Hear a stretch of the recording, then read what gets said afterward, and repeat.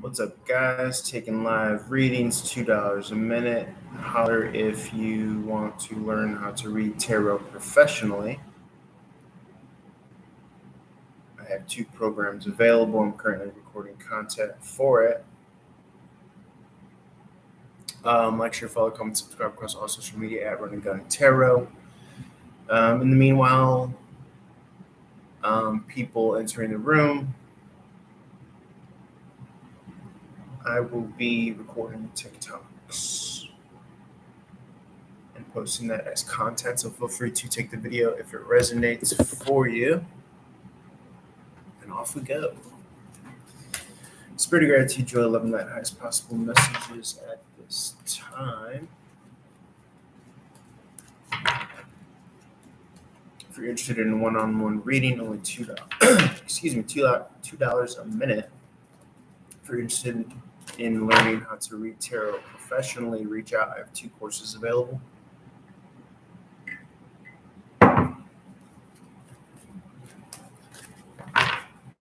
Let's quick draw and see what comes out.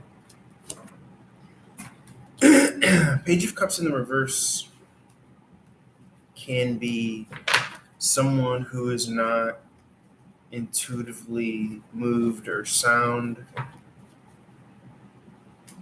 Knight of Swords in the upright is someone enthusiastically either moving in that direction or to an individual that embodies that.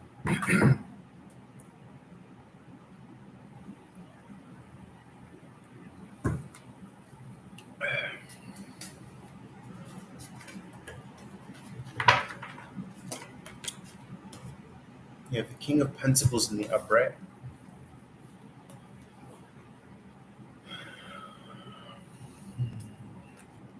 You have 9 of Rods, 7 of Pentacles in the reverse. There could be a lot of effort to no avail. So you might as well kind of direct your energies in something that you really care about and that really is meaningful and is aligned with your level of truth. That's how that comes across. I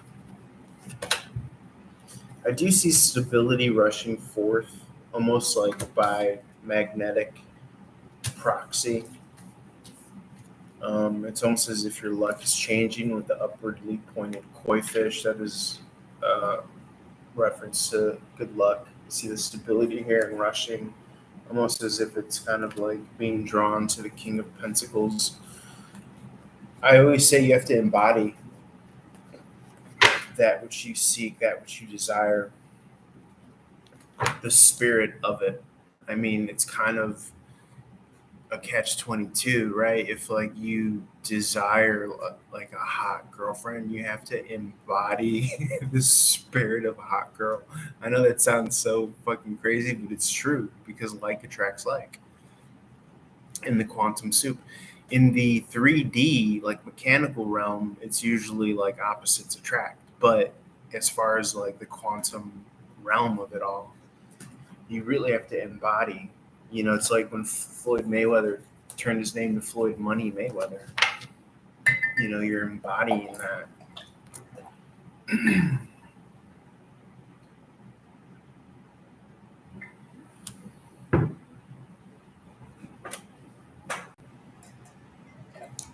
See, someone is not emotionally receptive, they're emotionally protecting themselves from someone who is maybe more emotionally developed, articulate.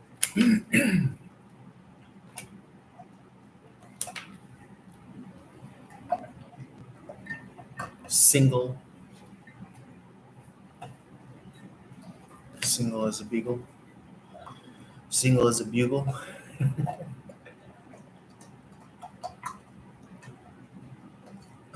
Ten of Wands in the reverse could be read as a rebirth or not putting something down. I much preferably like to read it as a rebirth, and or you might be showing signs of symptoms of leveling up in your life. for some reason or another, I'm finding that the new moon Sagittarius is triggering like a level up. um, where you're seeing your skills kind of advance or new ground break through in daily activities. Could be your workouts, could be your music, your poetry, whatever you're pouring yourself into. You could be making new connections, and it feels like a new advancement being downloaded. I think that's something that we forget sometimes. We get lulled into feeling as though things are never going to change, but really, truly, you're developing, you're becoming better. You're making more connections, whether you know it or not. And before you know it, there's like these breakthroughs, and you're just in a completely new space. And I do see you regaining your balance with something that you've been sticking to, finally getting in your groove, in your rhythm, to where it's no longer this kind of nine of wands in the upright. It's no longer like this uphill tread without seeing progress.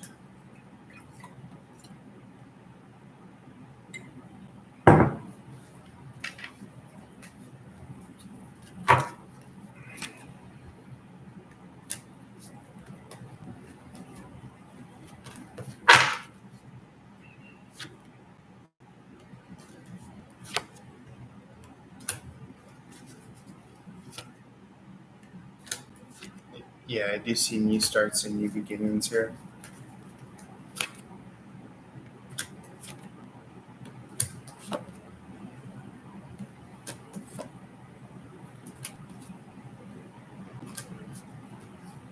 It could be that you've went through this kind of major overhaul season where you stopped receiving from the external world, and that allowed you to be alone with spirit or source or God or your higher self, the universe, angels, saints, ancestors, whatever you like to call it. And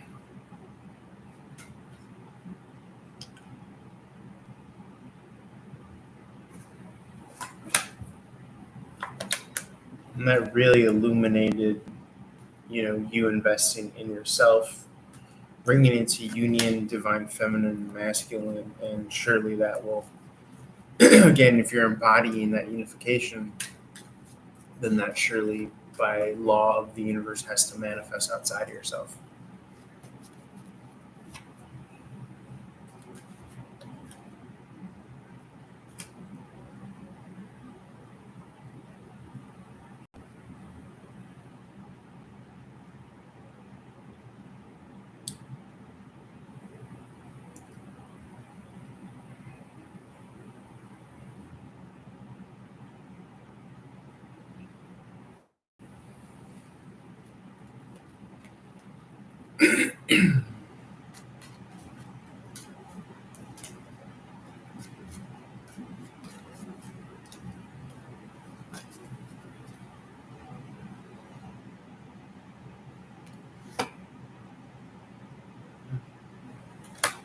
There could be those around you that really don't see the forest from the trees as much as you do.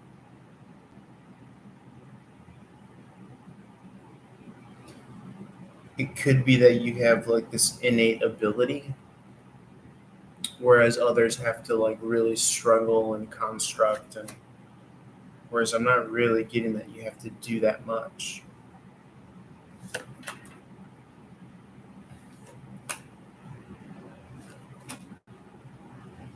Things may come naturally and easily to you.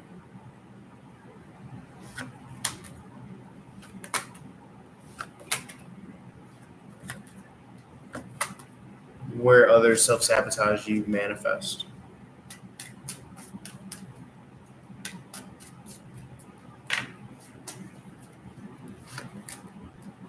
Yeah, you have this inner knowing that you are of this kind of very high caliber. Also, and you may expect that with your significant other as well. Wow. You may know that you're bound for some sort of greatness or glory in regards to your home legacy, your love life legacy, family legacy. And that's what you're focused on, regardless. and you will be victorious to it. Remember, what you focus on in the quantum is more real than these walls, than these four walls around you at the moment.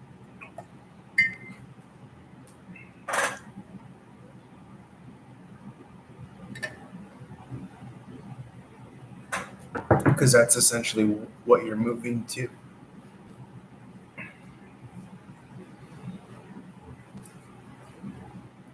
All right, I'm gonna leave that there. That's 10 minutes. Look out for the next videos. Holla at your boy. Peace.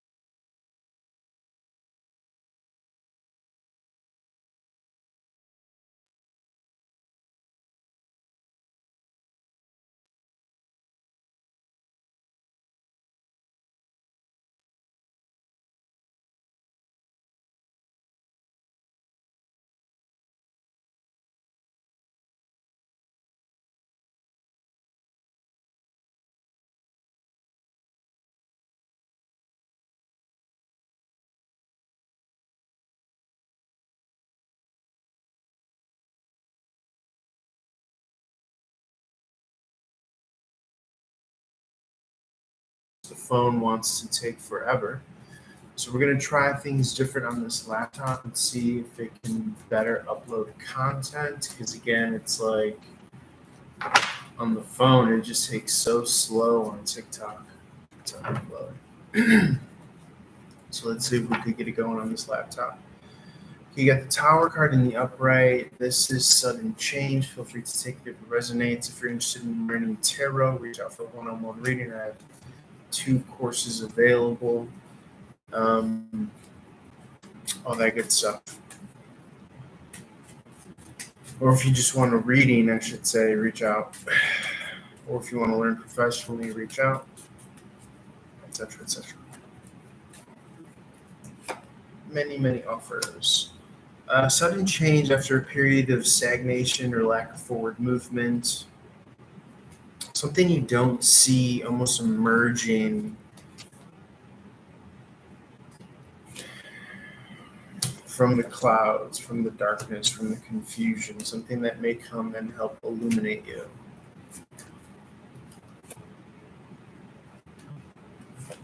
You will be open-hearted to. Feels like an awesome balancing of the scales in your favor. Yeah, it could be a relationship.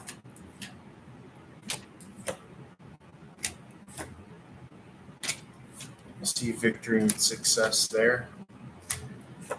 In that regard, something that you definitely want to invest in and open yourself to. Could be after some history of not being in a connection.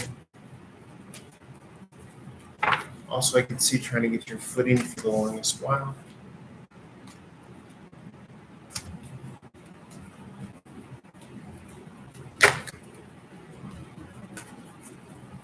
I do see a long period of no contact, but you've been able to grow yourself and invest in yourself. Is how it's coming across, and you've really figured out how to be happy with yourself, and that's what's helping to pull in this new attraction. Could be a Queen of Pentacles, Sagittarius, Capricorn energy here. Okay, you might even be shocked at how this kind of suddenly comes out of nowhere or what have you. I see a good line of communication here, not rushing to physicality, more so wanting to learn from past mistakes possibly and learn how to build a positive friendship more so than anything.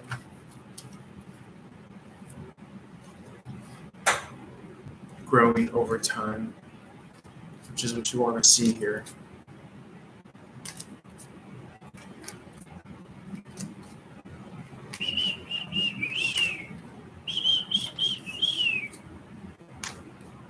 See a freed up energy in regards to work.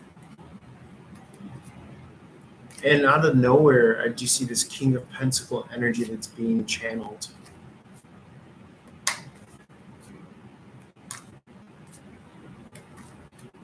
Okay, so there's like a faded rebirth as a result of you sticking to this course.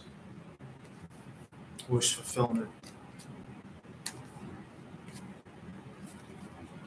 There could be those that miss you or want you back in their life, like close family or friends, but that has to be actually put on the back burner for until you kind of get what you feel is due you or what is your success. And then you can move forward with the World card.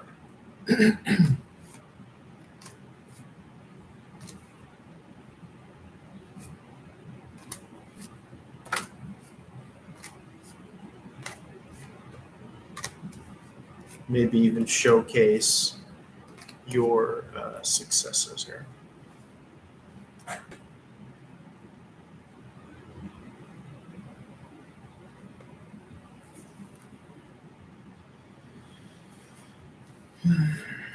All right, I'm gonna leave it there. Reach out for more. Peace.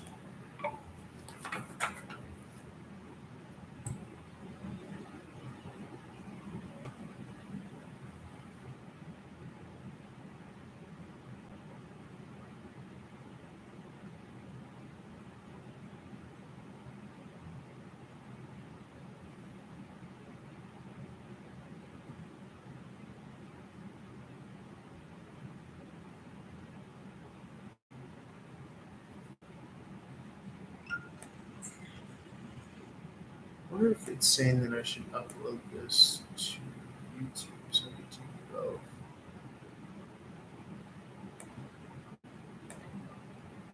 So I'm uploading to YouTube and doing live stream.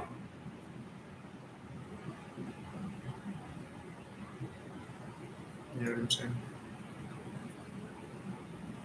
Two birds in one stone.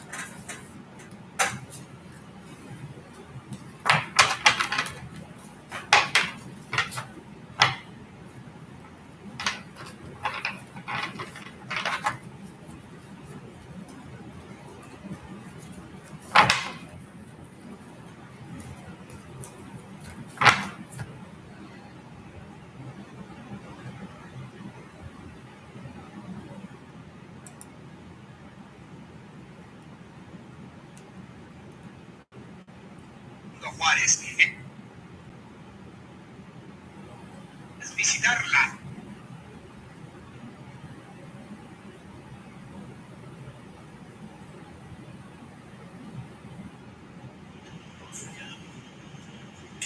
It's pretty great.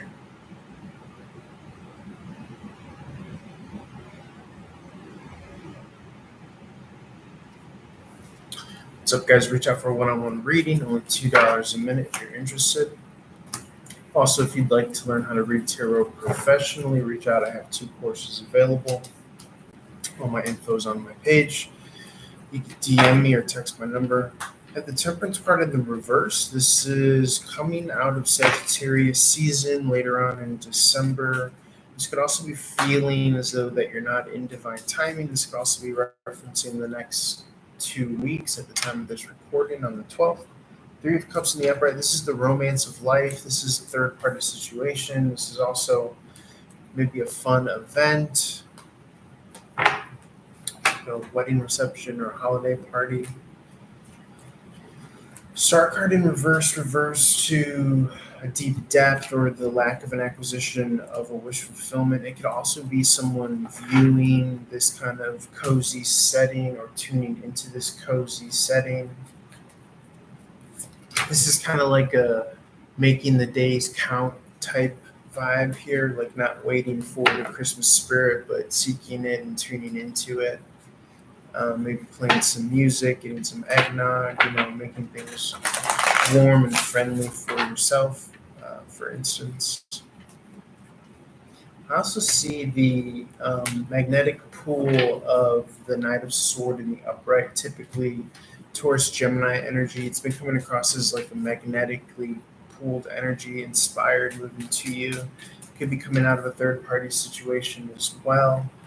Ready to settle down to the Two of Cups. Three of Pentacles in the upright. This is a living situation or a work environment. It could be a creative, constructive energy if you're building something of high quality. It could reference reliance on finances or resources as well. A challenging energy with the Page of Swords in the upright. Healthy expressions nonetheless. Healthy emotional investment into your cause, into your focus. And remember, you could create and choose your own reality and your own feelings. You don't have to accept the plain narrative that your body might default to. Okay, a lot of this kind of ghost machine is recognizing the hidden doors and the hidden magic and the temples and the hidden, vibration and occupation, things that you could do, the efforts that you could do to put yourself in a stimulated mood, in a modality of creation and high vibration. So if you are in this, remember what you should be focusing on is raising your vibration high. And that's how you are kind of magnetically attracting this. It's okay. I'm going to move this laptop behind me.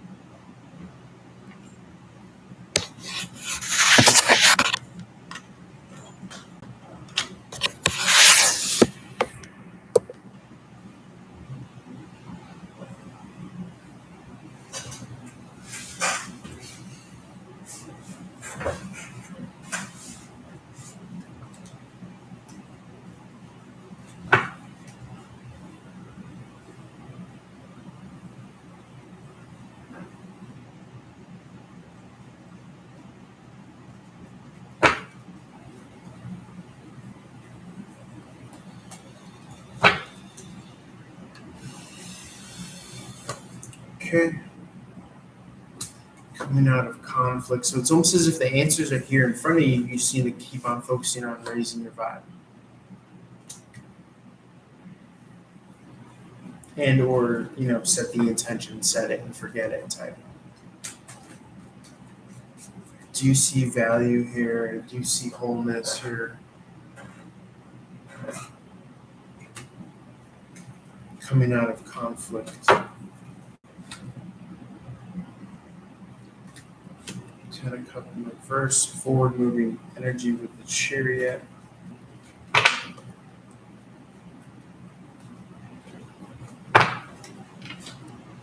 Almost as if you're moving to your next relationship. Any confusion from the past allowed you to mature emotionally at this time. To invest in yourself. Even if you're like away from college, away for college or away from friends and family at this time, that time is also doing that for you.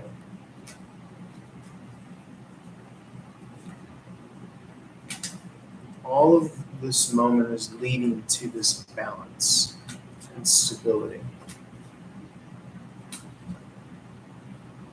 But it's almost as if you had to go to this period of instability to really kind of figure out what you would bring out of the burning building. That's how it's coming across.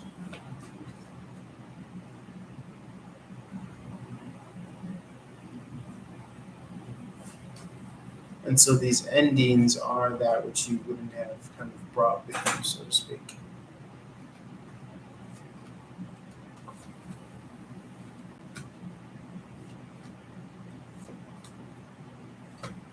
I'm also seeing that if you are in this kind of privileged position to to see what you do as fun and play, or put on those goggles, see everything as like fun or play. And that doesn't mean you need to be loud and obnoxious, but kind of try to look for the creative component where you can kind of be in the rhythm and in the flow of things. Sometimes if we just kind of have like a negative stigma correlation or connection to what we're doing, then um, we're almost doing what we're capable of a disservice through that negative correlation or correspondence.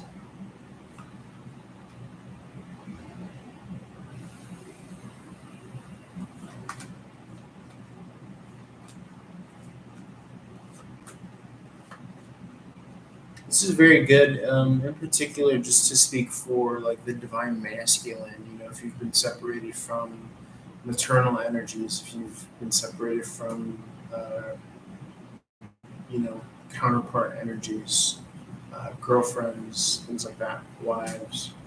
This is a good time to, you know, really find your kind of worth and value, so that you're not just like this cuckolded man, you know, betrothed to some woman who's just using you. So, and on that note, I gotta go. Someone's calling. Reach out for more, guys. Love you. Bye.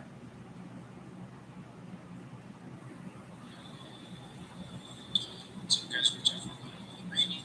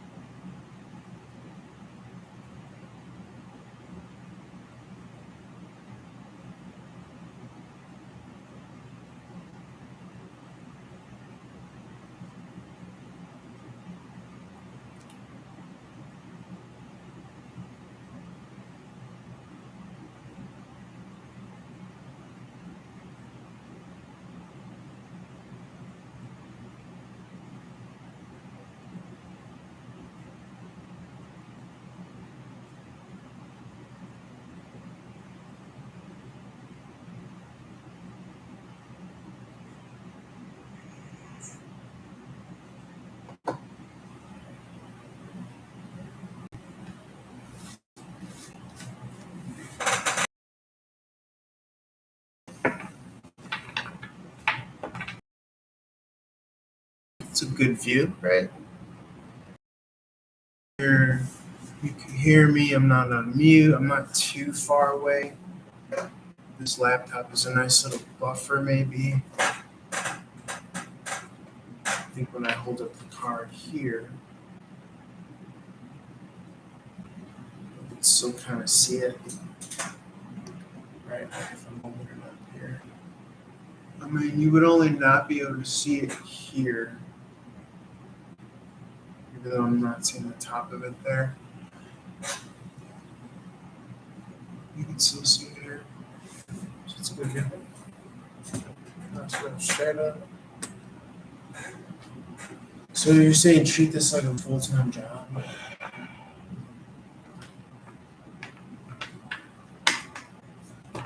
Treat this like a full-time play.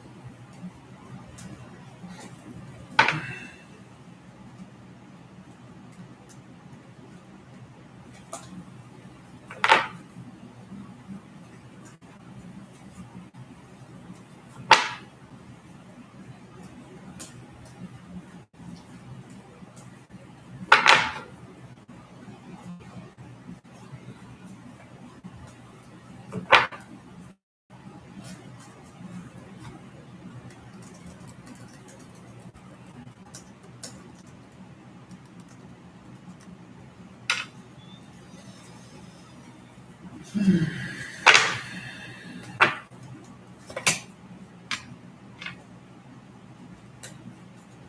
don't think they're gonna come back. Just do it their way.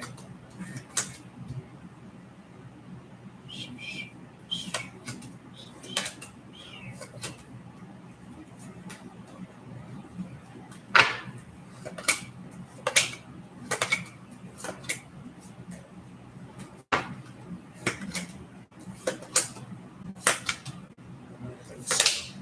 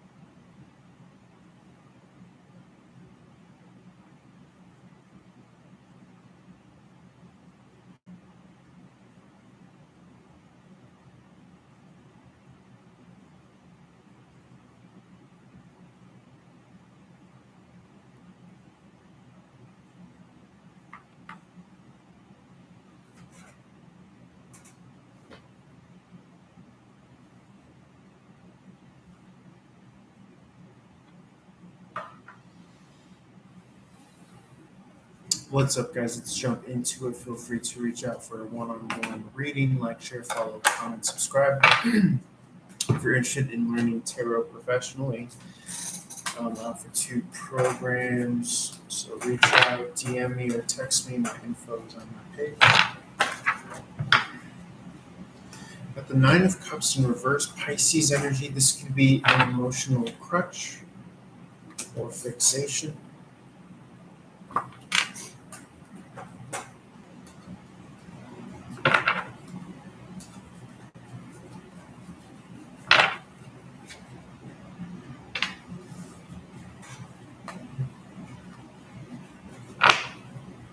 This could be someone who's younger and experienced, or who's attempting to manifest some forward-moving progress. And I do see that happening so accordingly. So it's good to see that here. A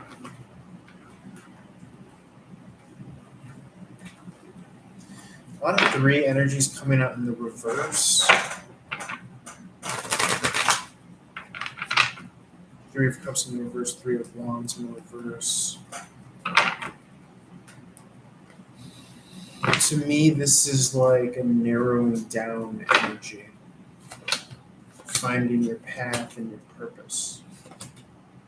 Pulling in from the quantum potential is how it's coming across here, with the 10 of Cups in the upright, new relationship possibly.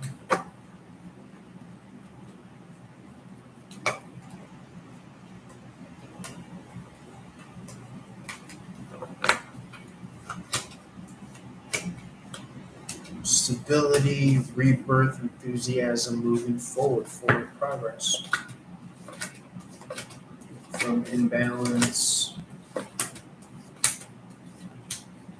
cutting ties, cutting soul contracts, manifesting, pouring into the 5D, making sure that you are focusing a little bit every day, or at least a couple times during the week, on your kind of 5th ideal, your 5D ideal, I should say. 5th D is how I want it to come out, but the higher dimensional detail, making sure that your antenna is focused on what you want as opposed to what you don't want.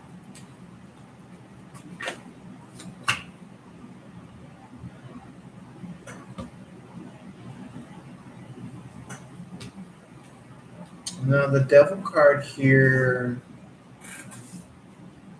this is Saturnian energy. This is definitely having to do with the matrix of money, time. What are you attached to?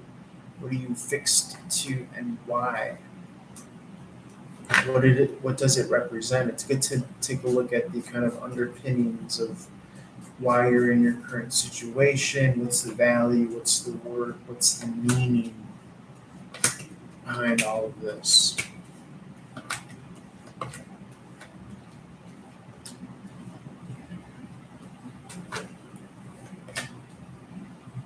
And if the meaning is so as to empower yourself in a given direction, then I could see that being worth sticking through with the Devil. But if it is this kind of 3rd dimensional dense vibration incarnate, then that might not be worth sticking out. But if it's tethered to independence, self-empowerment, then I could see that as a viable thing worth fighting for.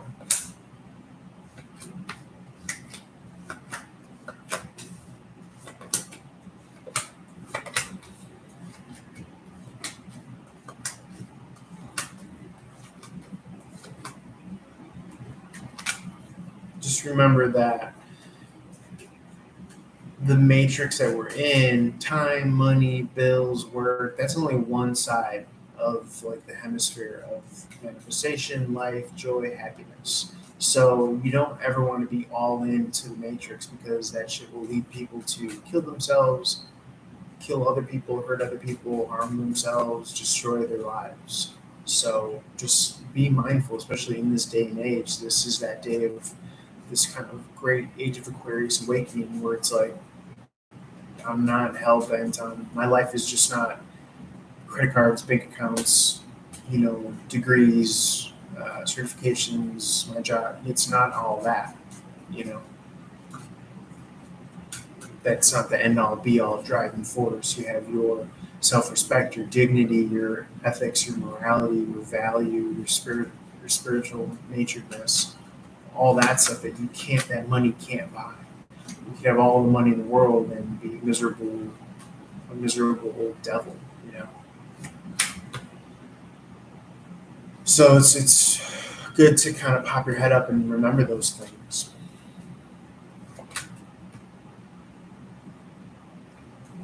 I see marriage material here, soulmate, based on love and trust. Okay.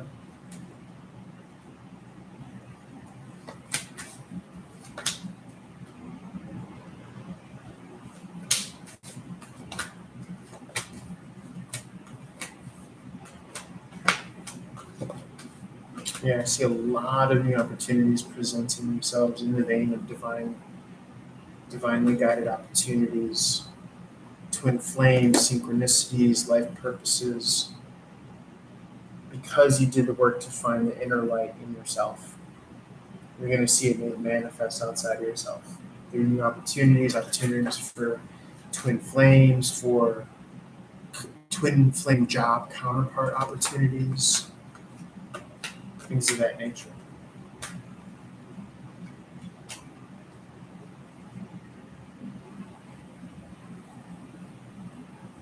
You also have an opportunity to revisit how you associate with work. You can start to see things as play and fun, as far as getting in the rhythm of what you would normally call work.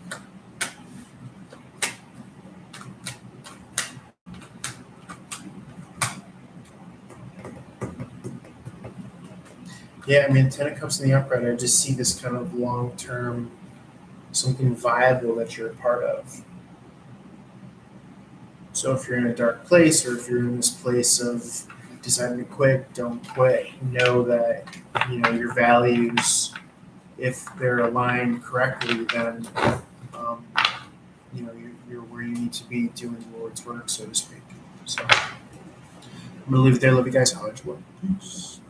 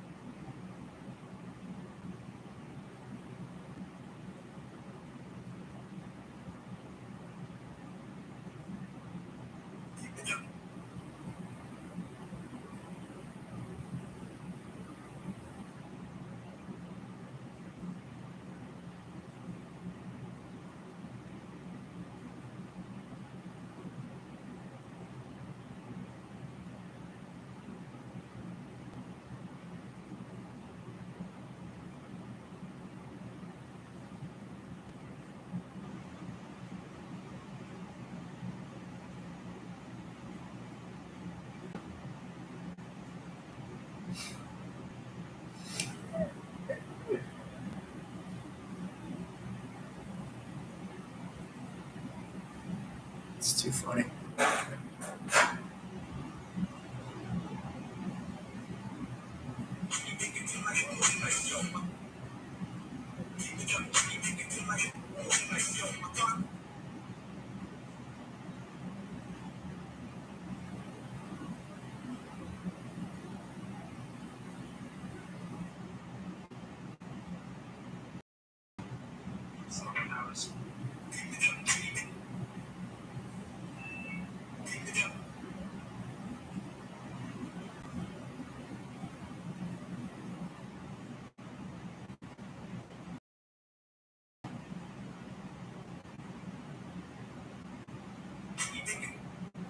Why is that?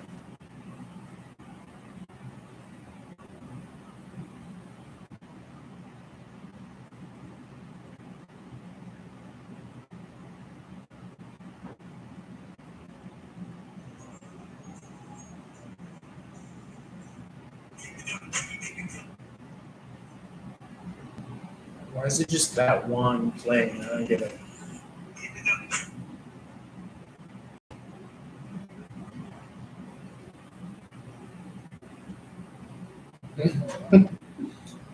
It's so stupid.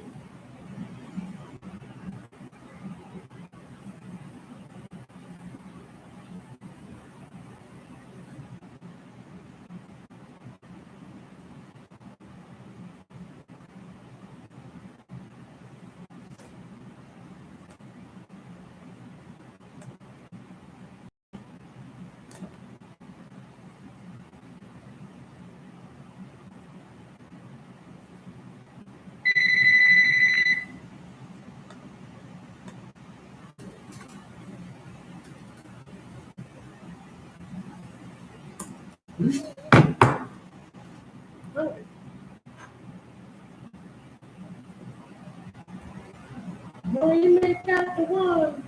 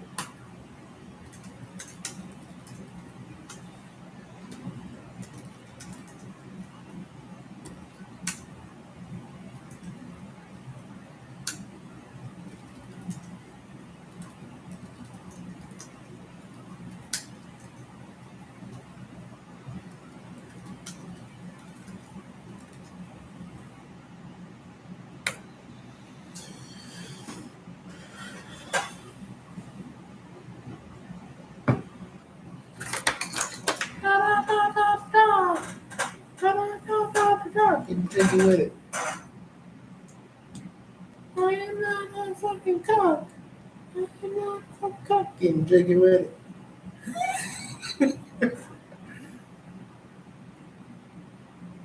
One I know, who know? You know. Getting jiggy with it.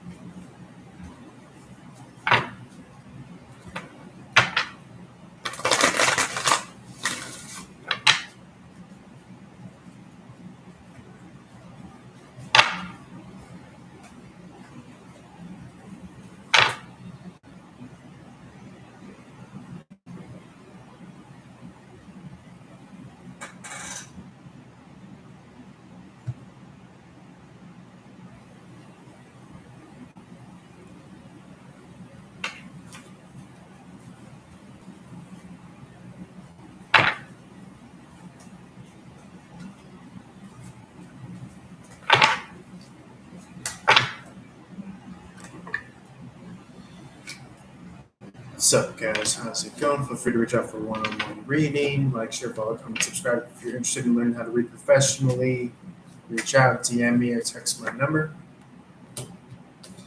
High Priestess in the reverse. Subjectivity, lost in the context, lost in the 3D subjective. The Hierophant can see above others. The Emperor. You could possibly be at a vantage point where you could see from a higher vantage point what others might be struggling with.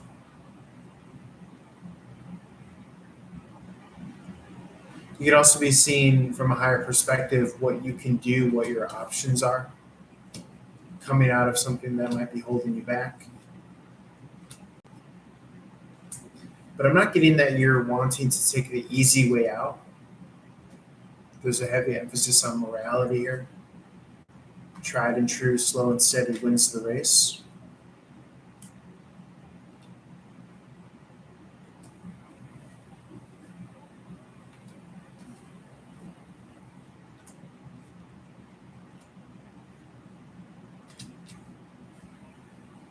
Yeah, it's almost as if you're like sliding a door shut on certain opportunities because they're not aligned with your true north.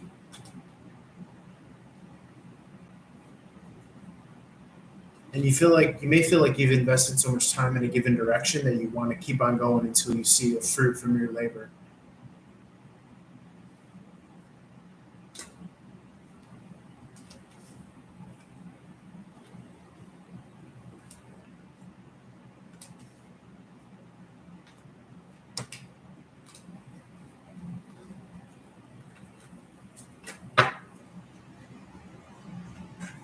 I see sudden change of a position of stagnancy. I see things picking up suddenly after long periods of conflict or feeling as though you are not in the right place at the right time.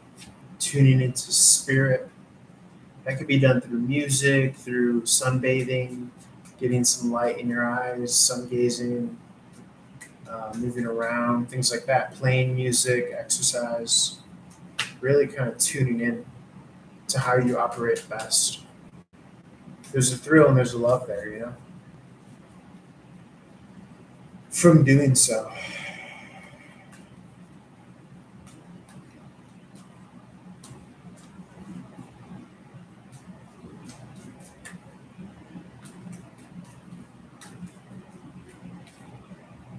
Almost as if you're providing a beacon for others as well,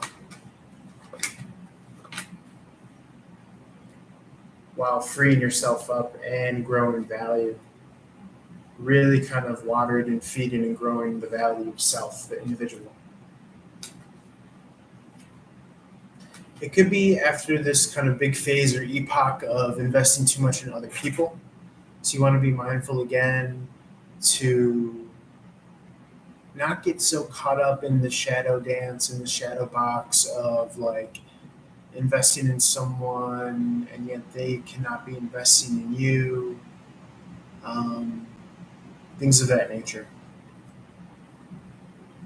Don't be afraid to pull back or, don't climb uphill to overexert yourself effort-wise into a person or a given direction if they wouldn't do the same for you. But at the same time, you don't want to get caught in the trap of, oh, let me not message this person and see if they'll message me all day. Because that, in a way, is negatively going against your natural proclivities. So it's kind of like a middle path that you want to walk, is what I'm seeing here. It's good to have a regimen of, daily work, like a daily workbench where you could go consistently. You might even be seeing more opportunities as such. Okay. You might be viewing your circumstance or your surrounding differently. Again, that theme of like leveling up.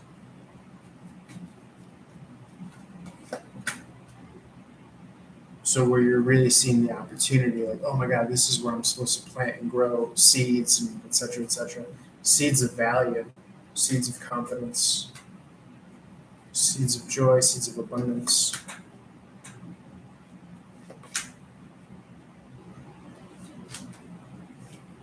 I'm also getting like the greatest comeback, but the greatest comeback seems to be done as a result of tuning into not being behind, you know, or rather tuning into being ahead already here and now in the 5D. So you're reverse engineering, manifesting. I'm hearing like there's no, comeback that's too big for the universe, so to speak. And that's who you are. We're just masquerading as a small self.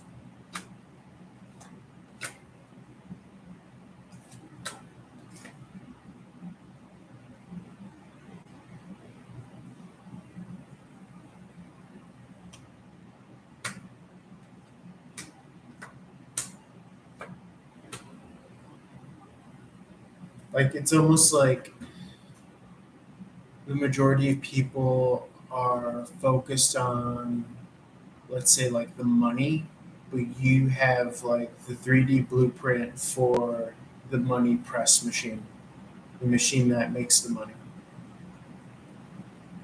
through your kind of spiritual nature of seeing things.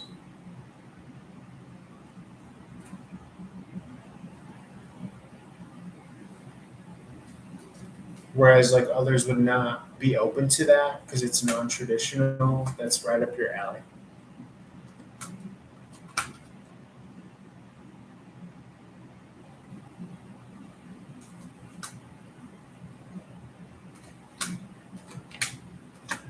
And you can decipher.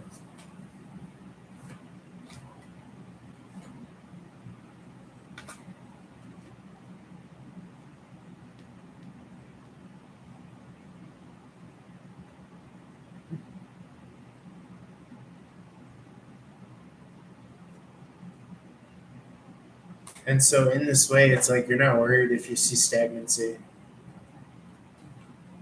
because you're going to be in agreement with that which is resonating in harmony and harmonizing with your true higher self. No longer this lower self playing games or whatever because you're happy and complete already.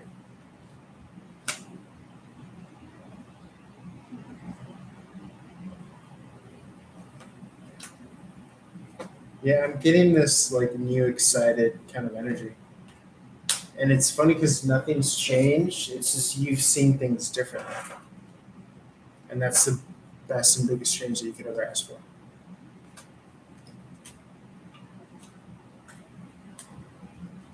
Very cool. Tuning in your soulmates. Wish fulfillment. Very cool. All right, I'm going to leave it there. Love you guys. I'll have more, please.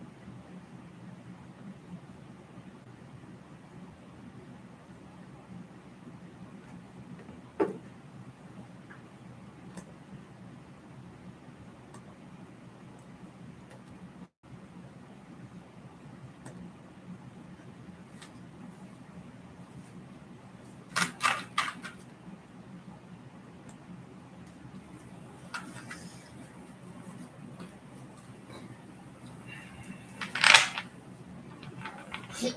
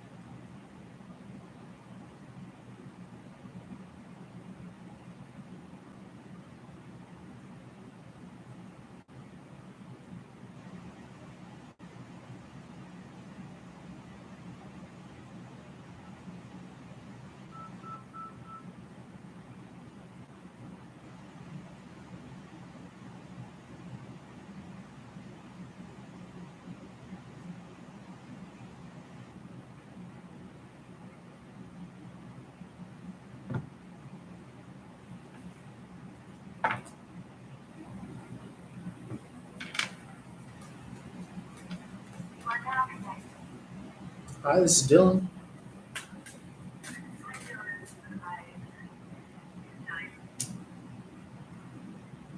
I'm sorry, can you say that again?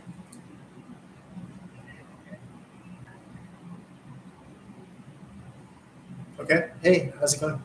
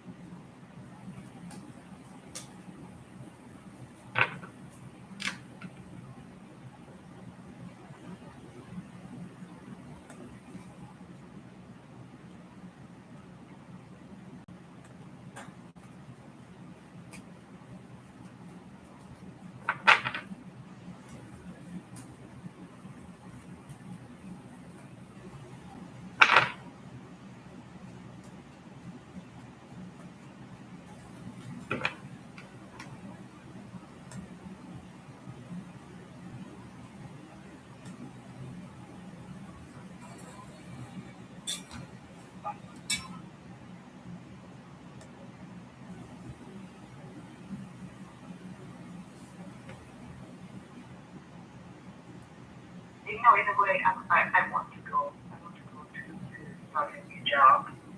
But for the old job, I just have a lot of experience. And I'm just so sad. So,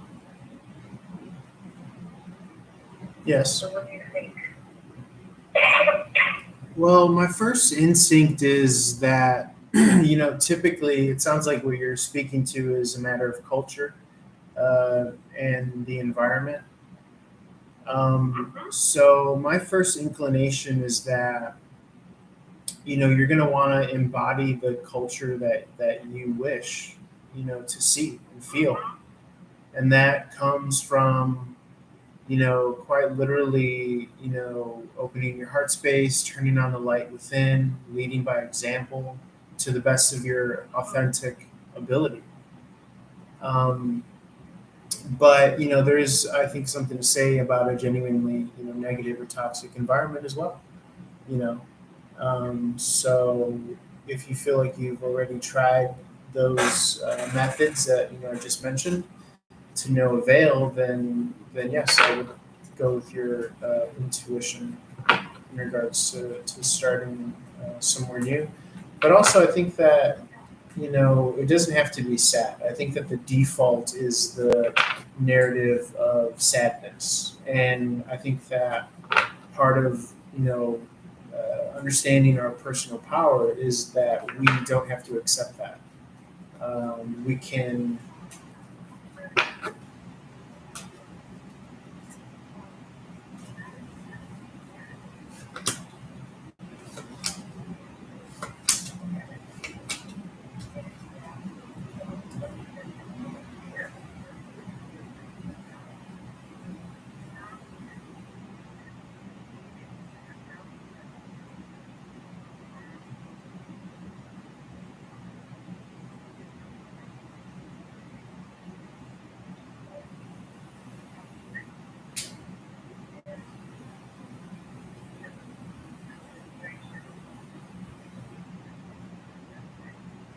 Right. Yeah.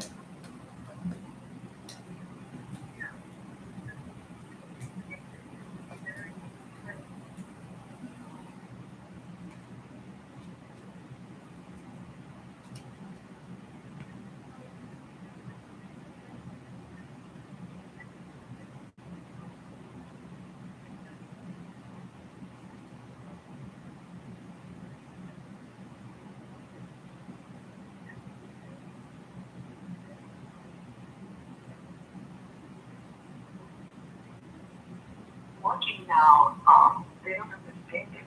They just they only read numbers. The numbers. That's Right. it.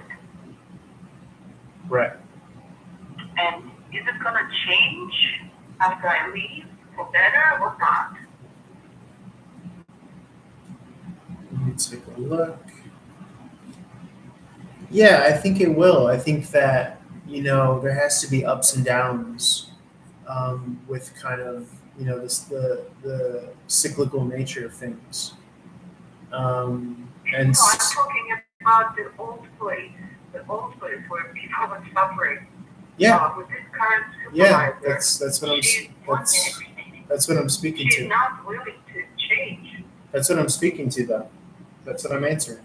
Oh, I'm seeing here that there will be a change and that it happens in these kind of cycles and these phases. so do you think they will remove her or she will be stepping down for all she's done? I could see her walking away eventually. Eventually, yeah. But in the new place, do you see good things for me? Yes, as far as not having to, work as hard uphill, yes. Okay. So do you think this move is gonna be good, positive move? Um, yeah, I mean, you could say that. Yeah. Please hold. The caller has the opportunity to purchase more time through Quick Buy.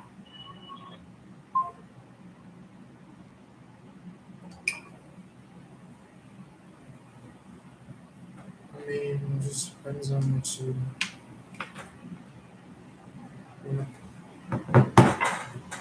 bring to the table, lady. I should know that I'm in.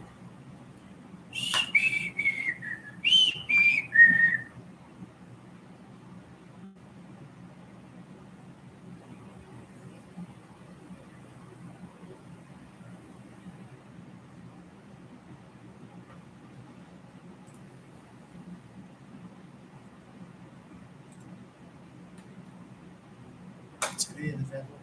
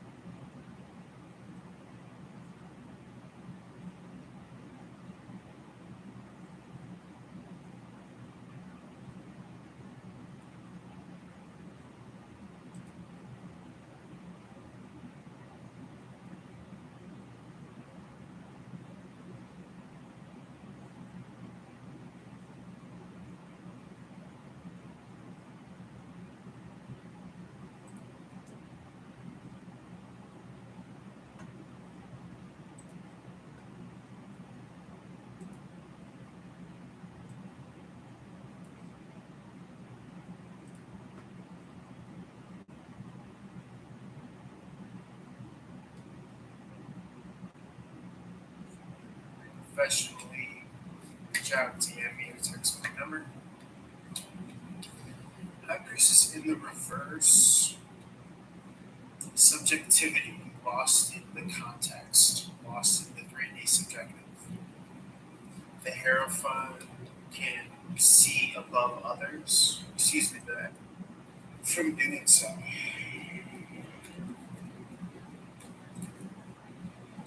Don't be afraid to pull back or reverse engineering manifesting. Whereas like others would not be open to that because it's not traditional and that's right up your alley. I would say. Because you're gonna be in agreement with that which is resonating with the conversation.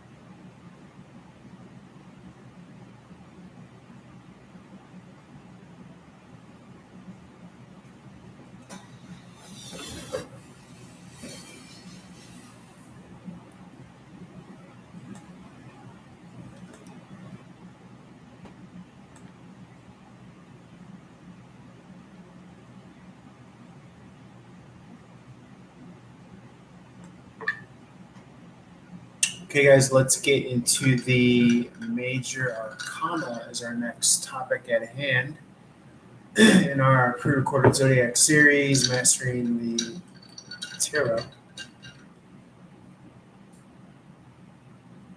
Now, we're running and gunning as we do here. If you have a tarot deck at home, which is suggested, if you don't, that's okay as well. I could use this tarot deck that I have in front of me, the Tattoo Tarot by Lana Zellner. I do have traditional tarot decks here that are kind of used and abused that I could start going through just off the top of our heads here in no particular order. But just know that the major arcana goes from 0 to 21. So we're only going to be covering that much today. This is going to give you a little bit of the familiarity of what the major arcana is. So we're starting with number 7 here, the Chariot. This is fast moving forward energy here. And then we can just break through some of the elements here. Fast moving forward energy. This is the card of Cancerian, powered by the moon. There's so much that you could get into with each tarot card, respectively. But I'm just going to kind of try to gloss over some of the finer kind of esoteric meanings and just really kind of try to give you the core value of, what this card represents when you are doing a reading. So some of the main topics that this can reference is, as I said previously, fast forward rushing energy. You could be taking notes at this time, or if you want to just commit this to memory and watch this video over and over again as a way to kind of test yourself, that could be advisable as well. I'm just enjoying my cold brew coffee here. Don't mind me. I just want you to kind of take in the card, look at all the elements. And for those that have purchased access to me, feel free to write down any questions about each card that I go through. So with the Chariot card, this is Cancerian energy powered by the number 7. 7 is a spiritual number. It represents all things spirituality, esoteric, ethereal, outside of the 3D. The main zodiac representing the Chariot card in the upright is going to be, like I said, Cancerian. Their ruling planet is the moon. So the Chariot represents fast-moving forward energy. Okay, this could also represent the energy of a police officer or an authority chasing down someone. Notice here the Sphinx here. The Sphinx is an interesting little mystery that I will illuminate you to right now. The head of the Sphinx is actually representative of the zodiac sign in season Virgo, and the body is representative of Leo the lion. There is a lot of kind of controversy as to, the wheels of the tarot, as they're not necessarily, well, actually they are depicted here. But some think that it's more so kind of symbolic and that there is actually no elevated space between the ground and the space between the wheel and the bottom of the carriage of the tarot. And, you could see the carriage of the Chariot itself looks pretty odd. There's really no depth in detail as to the bottom half of the Chariot here.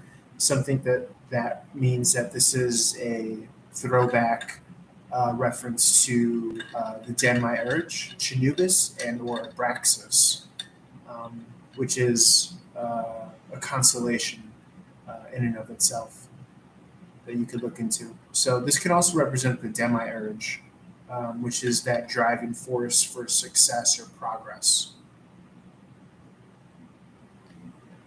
This is having to be balanced with spirituality, not to throw away your ideals, your ethic, your morality for the sake of forward progress, right? Because too much growth and expansion becomes a sickness or a cancer.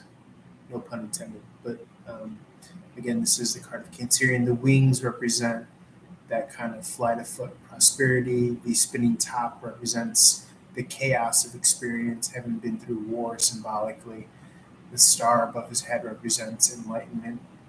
Let's count how many. Yeah, this is an 8-sided star here. So that I know that the 7-sided represents Venus, so you may want to do some independent research and see if the 8-sided star represents a particular celestial body or planet.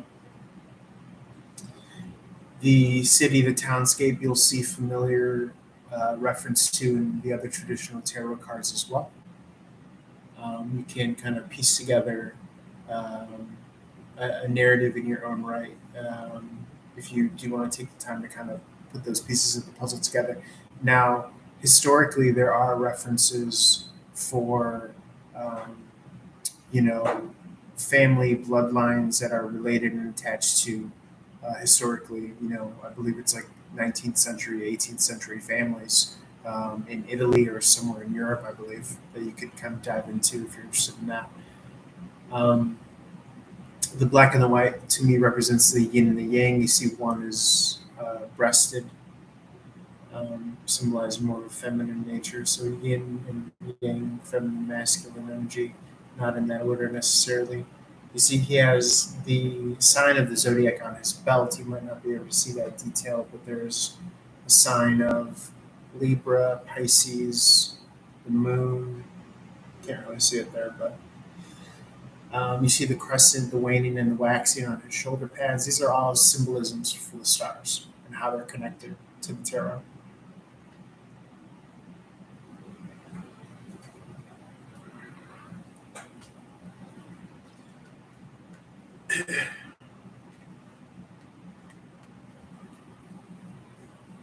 So we have the Judgment card as well. This is number 20. Double X is 20.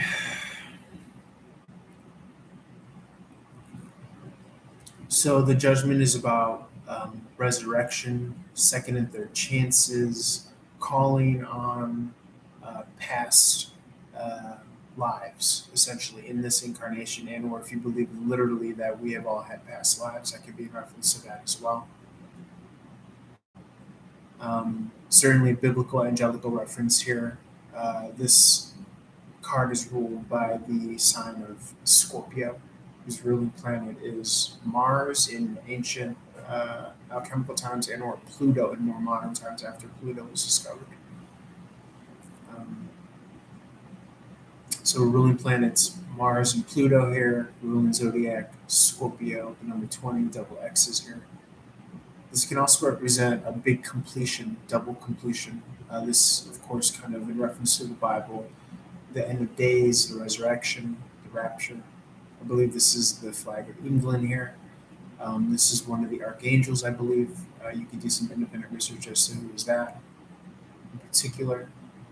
I believe they're Gabriel, Raphael, Michelangelo, and Donatello. Just kidding. I'm not too sure who it is. It's Michelangelo, Raphael, Gabriel, and I forget who the last archangel is. I'll look into that. What else can we speak to here?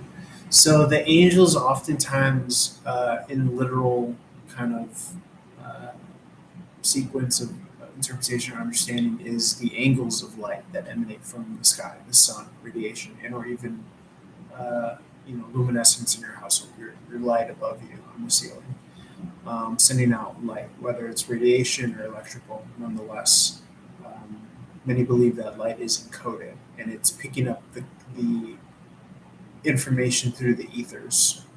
I know it's really heavy and cool sounding, and yeah, lean into that because it is really cool sounding. It's my understanding that, the light is kind of picking up from the ethers, picking up from the sign of the times, and it is in fact kind of decoding our DNA through via the blood cell or the hemoglobin. This is something that Bill Donahue popularized in some of his teachings, but he's working off the backbone of I'm sure prior studies.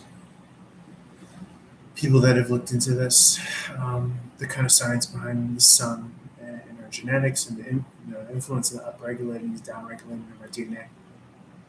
But for the purposes of reading, this is resurrection, so possibly even resurrecting past cycles or people from your past that might be coming back into your life at any given point at the time of the reading.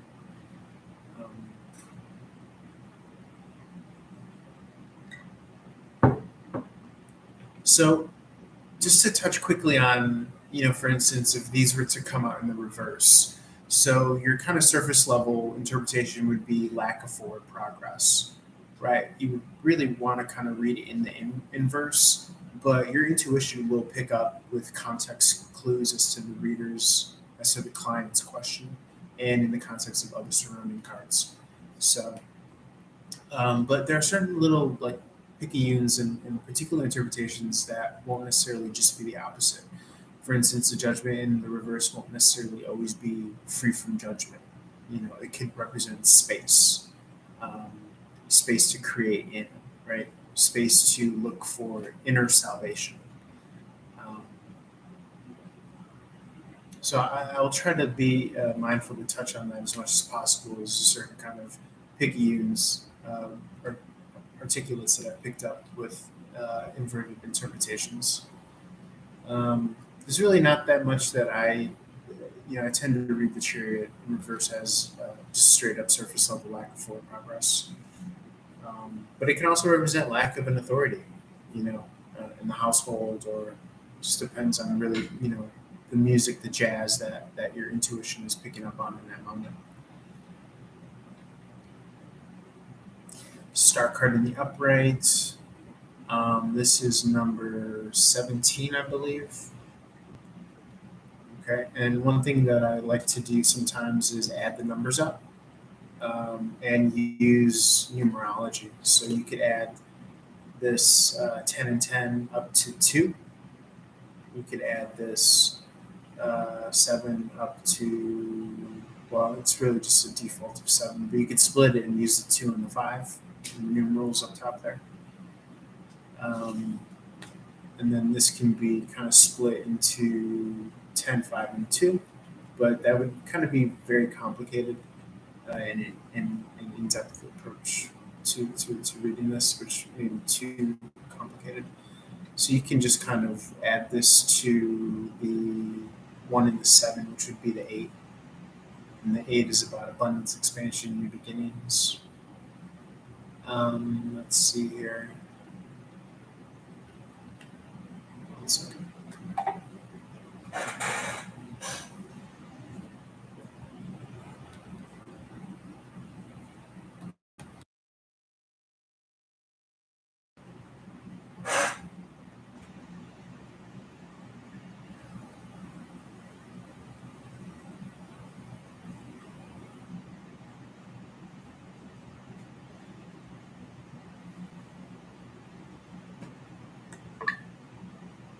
Okay, hit the pause button. Sorry about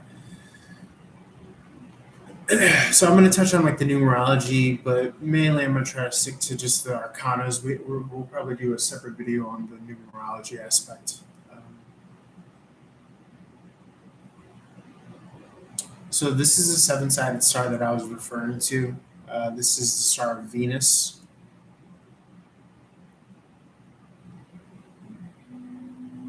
One second, I have an incoming call.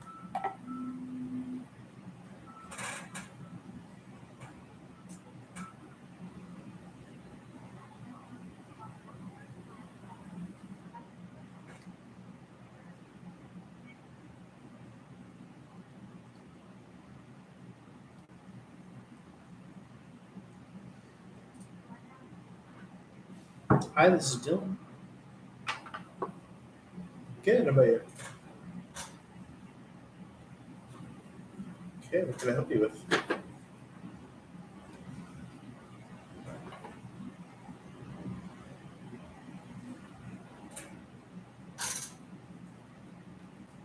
Okay. Do you have a particular question that you want to start with?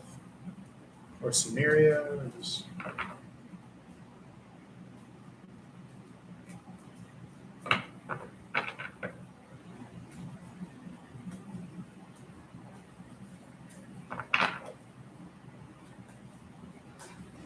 okay. Let me take a look for you. So,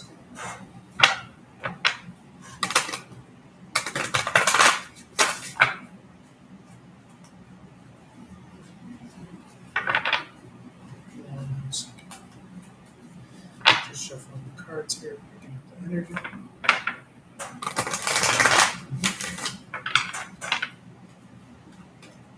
Yeah, I mean, in shuffling, I do see flashes of positivity here. The King of Cups in the upright represents a mature masculine energy that usually takes time to get to. But the fact that I'm seeing it here as I'm shuffling means that it's in the vicinity.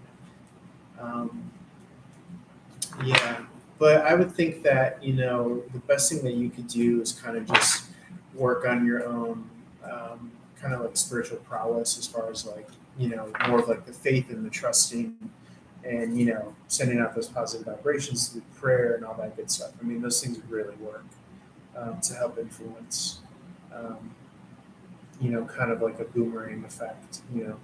And I always like to advise callers that you want to be mindful of the habit of like a state of worry or concern because that is like a low vibrational state.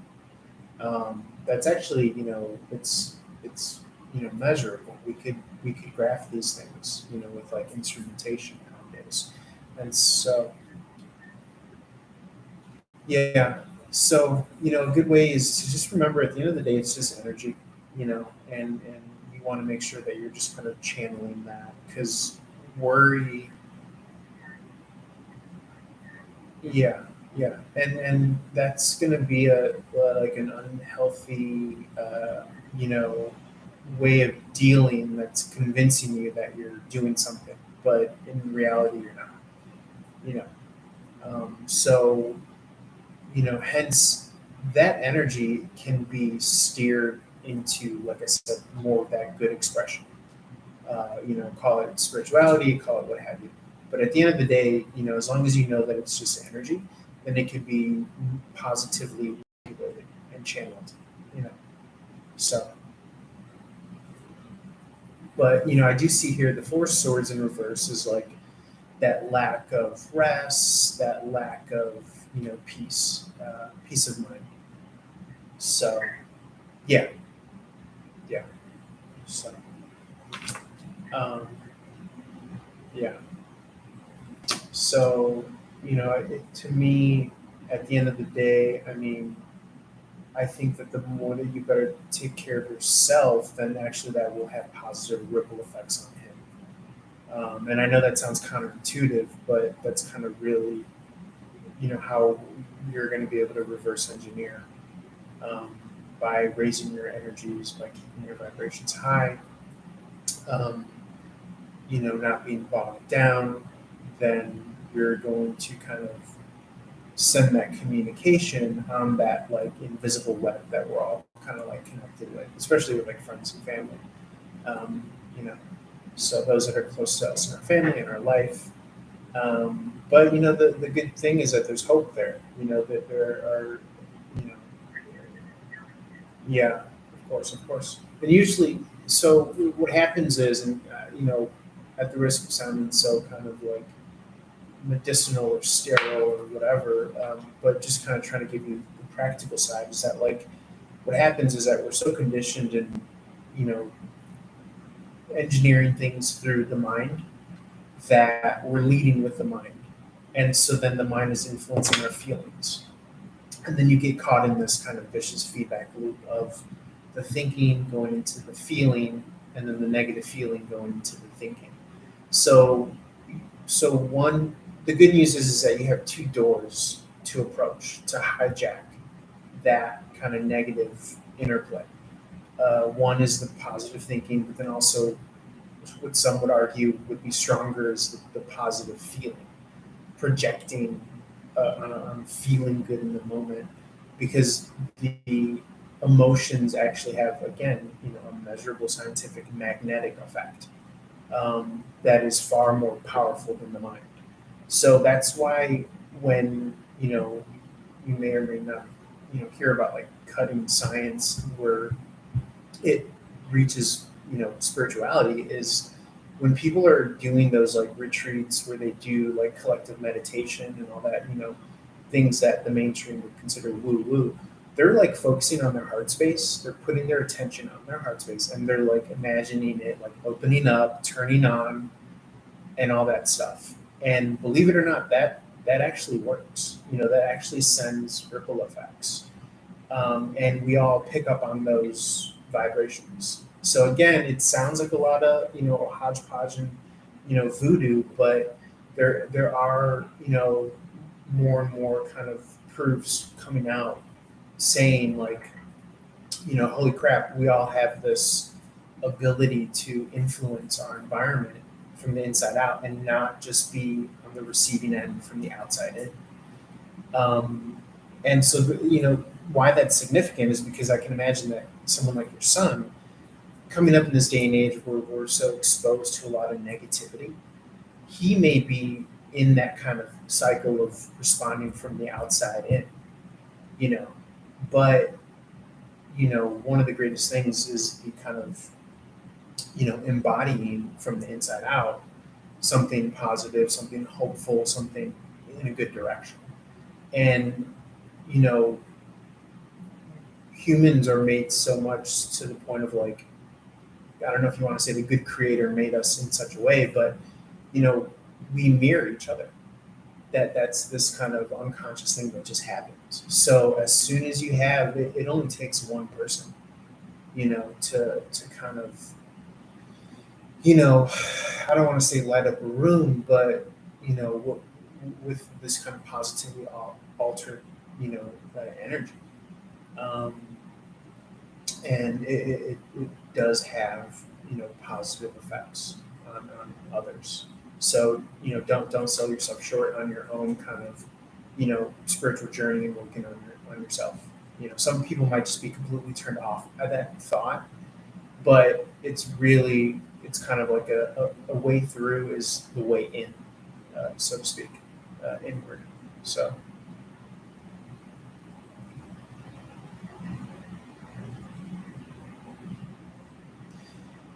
yeah, I mean, like I said, I saw the King of Cups in the upright, and to me, that felt like the long term for what his energy would be, or and can be potentially. So that if that feels good, because in the context of what we're looking at,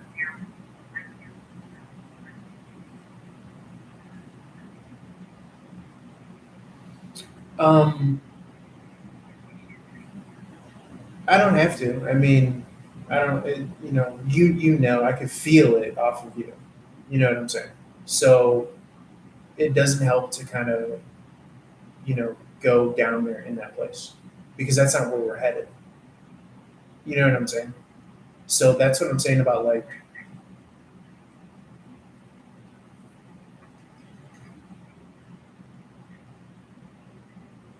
can you say that again?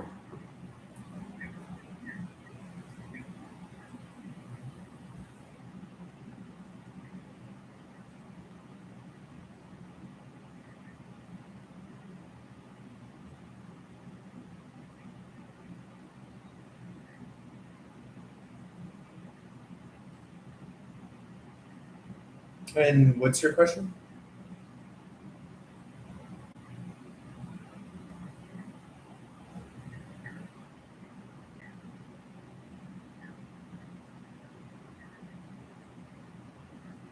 What do you want to know then? What's your specific? Oh, you want okay. Well, those are specific questions that you haven't asked.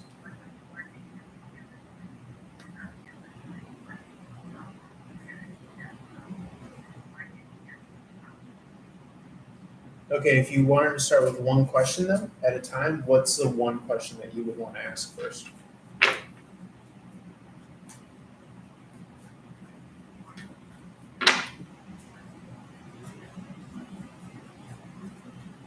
Okay.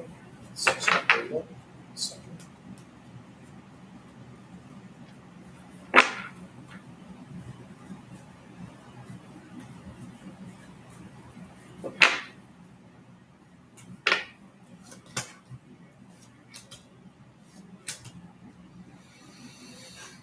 1 second. So yeah, I'm getting more so a sense of like the Four of Pentacles in the reverse speaks to like physical instability, could be financial instability as well. Not feeling like he's on stable ground.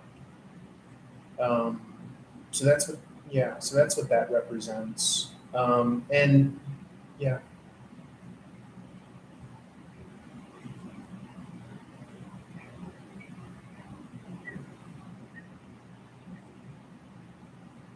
Well, I mean that again, that comes from typically from an outside in, um, how would you say, kind of paradigm where you're feeding off of all the kind of negativity that we see in our.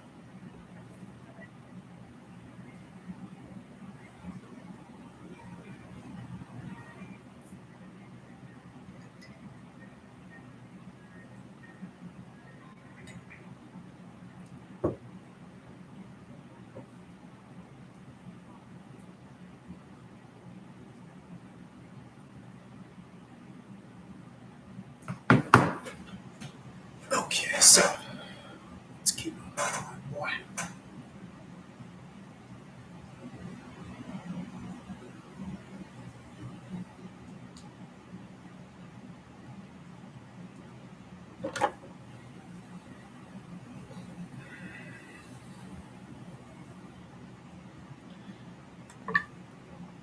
Okay, I got interrupted with a call, but luckily I could pause here.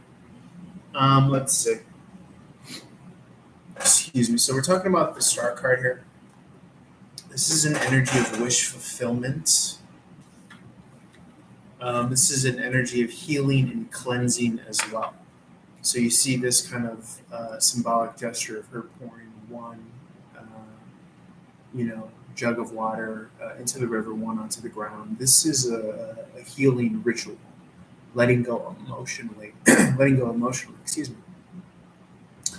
And so one caveat here that I just kind of want to give you an inside track to is as far as your own spiritual progress and journey is that it's good to do, have a moment with yourself where, you connect with your heart and, hand on your heart and you're just kind of telling yourself like, I forgive everyone and everything past, present, and future. You don't have to get into the nitty gritty detail, but it's good to kind of speak into the subconscious in that way where you tell yourself, I'm no longer harboring or holding on things that don't serve my highest good and value, past, present, future, inside and out. I'm free and open to abundance, success, health, wealth, prosperity, a long, happy, healthy life. Thank you. So it is. So it's like, the thank you is I'm already received it in the 5D. Boom, set it, forget it. That's my true north. That's my intention. But the caveat is like I'm letting go that the emotion I'm letting go. That's usually what we hold is the emotion. I'm letting go of that. Let's see here. So this is like a healing ritual, a letting go ritual, so as to receive the blessings of the star of Venus. Venus, remember, rules money and relationship. So as a reader, you want to make sure that you are on that high path as well so that you can help guide others in that direction. Moving on to, and keeping in mind that, remember we said that the 17 added to the 1 and the 8, and the 8 is about abundance and newness. So it's very in line with that kind of perception of all things good. The Magician in the Upper, this is the number 1 card.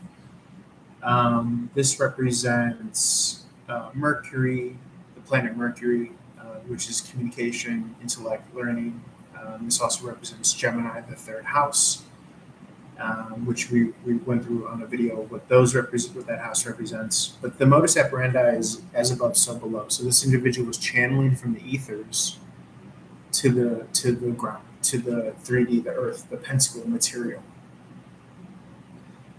Now, we're pointing upward symbolically, almost archaically, but really it's again this kind of Freudian Jungian subconscious as to pointing to the highest realm of ourselves, which is the mind. Some could argue, particularly the right hemisphere creative, where that kind of what makes man similar to God, this creative, benevolent being, the creative center of being the right hemisphere. And so this individual is tapping into a state which is beyond space and time, the infinite symbol, the quantum cosmos, the realm of possibility. And so where you're directing your mindset is manifesting into reality. And he has all the tools, he has everything that he needs: the sword, the cup, the pentacle, and the wand. The golden backgrounds, by the way, represent blessings, God-given or divine blessings. So the Magi is really the magician, right? The Magi is a pseudonym for magnetizing. You magnetize with your feelings and your emotions. So when you focus your feelings and emotions, feeling really good, happy, excited, abundant, joyous, grateful, thankful, ooh, you get chills because you feel so good. Most of the time, we spend our lives going from the mind first as opposed to the emotions. The emotions are more powerful, measurably. They radiate, they they magnetize, especially your heart. So when you open and radiate with love and joy and romance and beauty and fun and awesomeness, sexiness, intelligence, all that stuff from the heart space, from a high level. That's the romance of life, right? That's the joie de vivre, the joy of life. So again, the matrix, as it were, wants you to do this with your mindset, wants you to do it with the weaker element of the electrical signal of what you're tuning into. They want you to tune into the negative nonsense, the chaos that they're feeding you. Because this is where the identity is in the cell, and their low vibrational feed is the virus. So that's really what the sickness and the ailment is. With this, the magician reminds you, no, point the signal, the electrical thoughts, the antenna to true north, what you would fathom and conceive with your word and language and notion and concept. Eyes of eyes, but really feel it as if it's here now. Embody, feel that you have what you desire, and allow yourself, is really what you're doing, to feel happy, whole, complete, rich, everything's paid off, everything's good, everything's taken care of. Thank you. And that's what we are collectively manifesting, is this new world, this new system, the big picture of things. So anytime the magician comes out, it's manifestation, or what are you magnetizing, right? If you're unconsciously in a state of worry, you're magnetizing that. You're not in the here and now.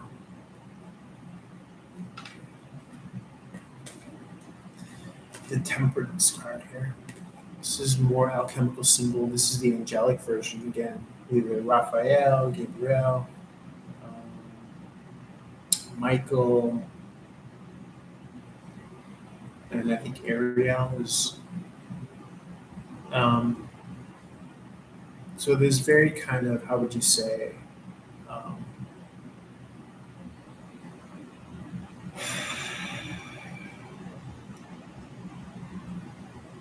this is very reminiscent of each other.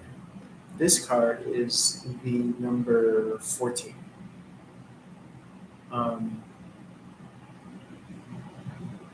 And you could add it to a 5. This is a creative out of the sake of conflict. Like rubbing sticks together to create a fire. Temperance is a Sagittarius energy. This is planet Jupiter expansion. We spoke to the houses of Sagittarius, Jupiter, the 9th house. So this is this alchemical process, right? Almost as if it's whipping up something in your favor. This represents divine timing, divine protection, guidance. See, she looks like she's in a nurse practitioner's outfit, a doctor's outfit. She has a stethoscope. It can even be the third eye open. Might be good things happening in the background, behind the scenes. So this is a card of divine timing. Sagittarius, Jupiter, growth, expansion.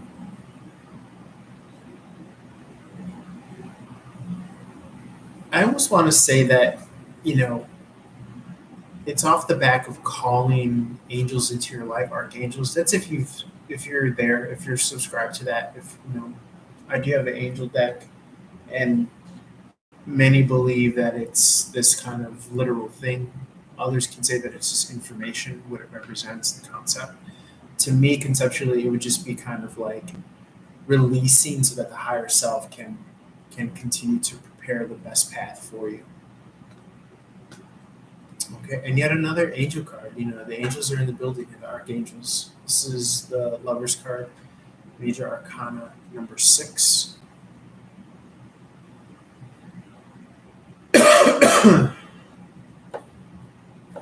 Okay, this is powered by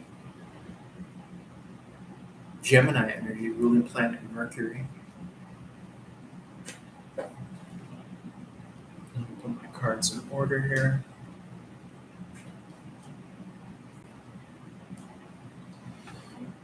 We have another archangel here. And again, this is independent research. If you want to make in your notebook a category for what I should independently research, you know, what archangels represent, you know, over the tarot cards.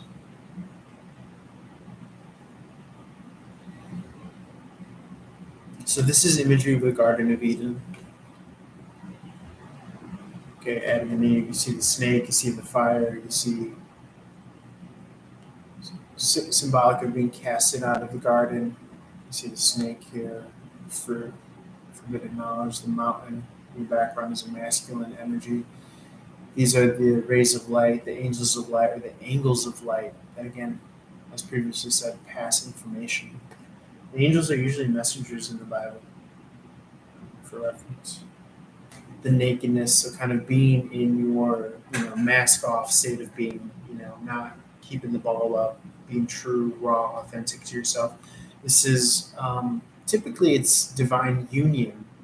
I would read it as ordained union from above. Some read it as being in separation since they're not together. But I would read it as, you know, someone who is suggested as your divine counterpart. Okay, because you know, love at the end of the day is going to be a free will kind of game. So, out of our free volition, do we choose our significant other, our partner, things of that nature?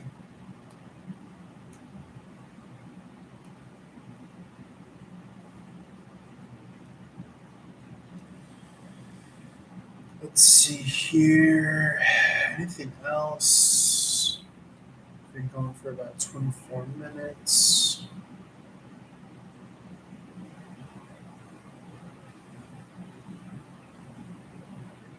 Yeah, let me pause this video and then we'll start up. I just want to make sure that I save my work and then I'll start right up after this.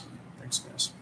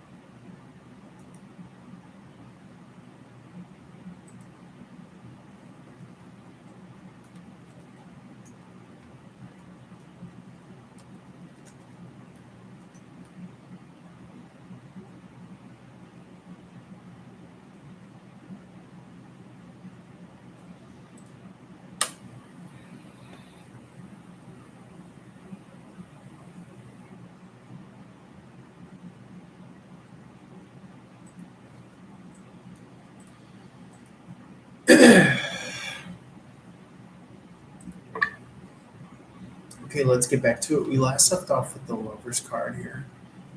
Um,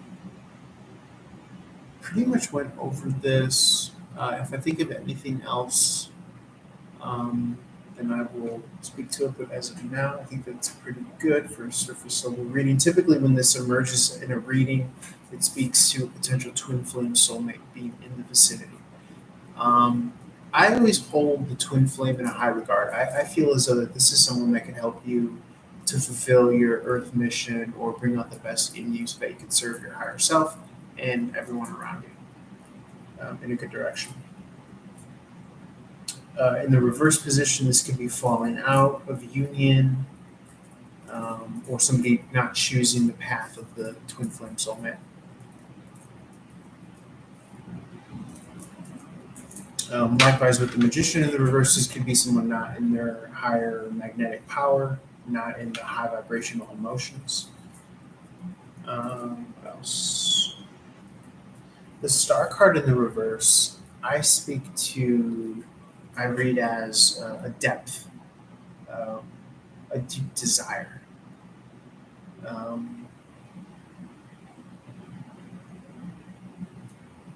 And then the temperance in the reverse could speak to feeling as though that you're not in divine timing, but it's my assertion that we're always in divine timing.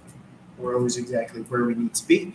We just need to go from here to see what we can do to serve, the Lord our God, so to speak, if you want to say it that way, however you want to say it. All of this system is with the caveat of serving a higher good, not fear mongering. Okay, that's one of the precepts of my system. Reading with light and love.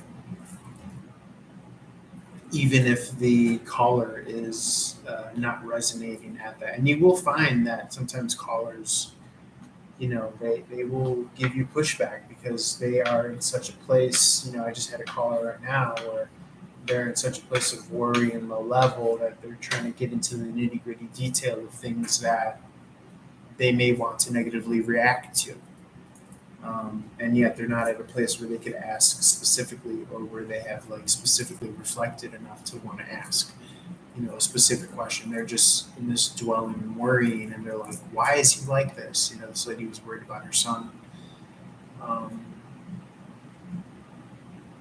And if she's frustrated that I'm giving such a broad answer, well, you have to acknowledge the broad answer, which is that we're living in this kind of system, which is not necessarily the best for our higher selves. And then, if there's any other details, like if her son got molested, which is why maybe he's on drugs or something negative, then that's another thing. But you have to be able to the caller has to be able to do the dance with the reader, because the reader does have information to divulge. But you may not always get to that point because that person is not ready to hear what you have to say. The moon card in the upright, this is number 18. The one in the 8 adds to the 9. 9s are about independence.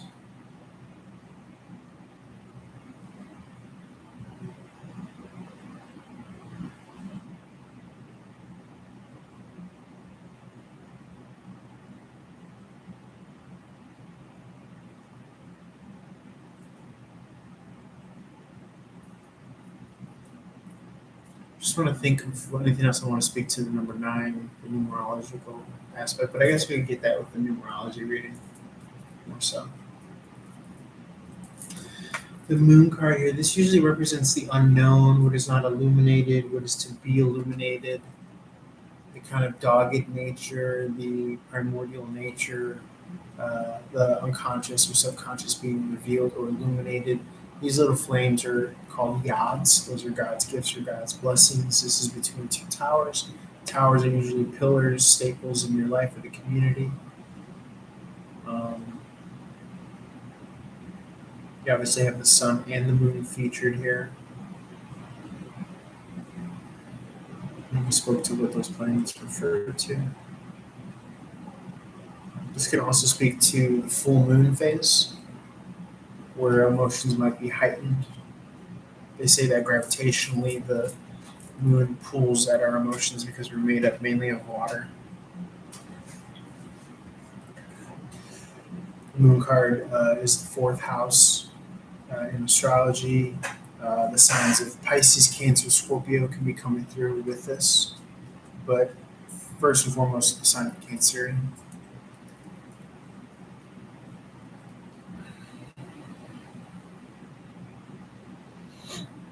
Excuse me, you have the Emperor card here, number 7. This is Aries, ruling planet Mars.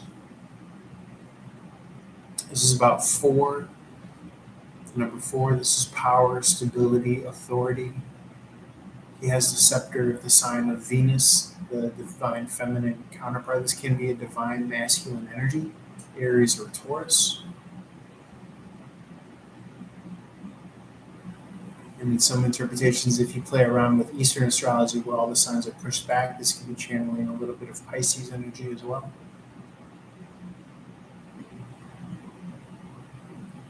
You can argue that this is like a timepiece that he's holding, and or just artifacts of value overall to symbolize his prestige. You see he's enshrined with the ram. Okay, old age, wisdom, experience, battle tested, divine masculine energy there. Could represent the season or typically the person, even a patriarchal figure.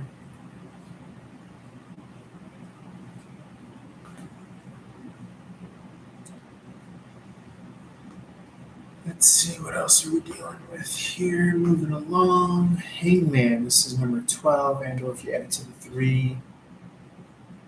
This could be added to a 6 sometimes, but primarily I just read it as the 4 Emperor.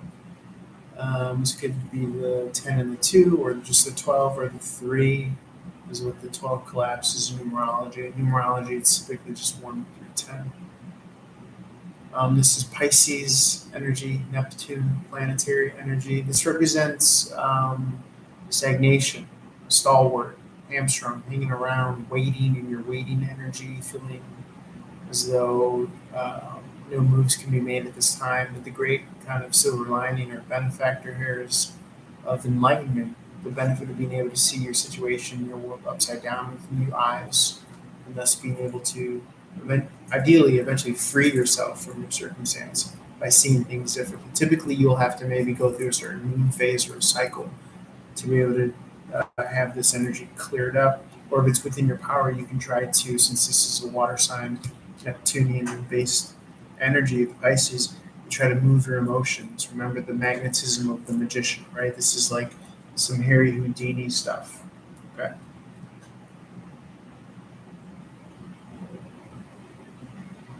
Where you begin to raise your vibration, and when you raise your vibration, then the conclusion is presented to you here. The notion, the idea, hence the halo there.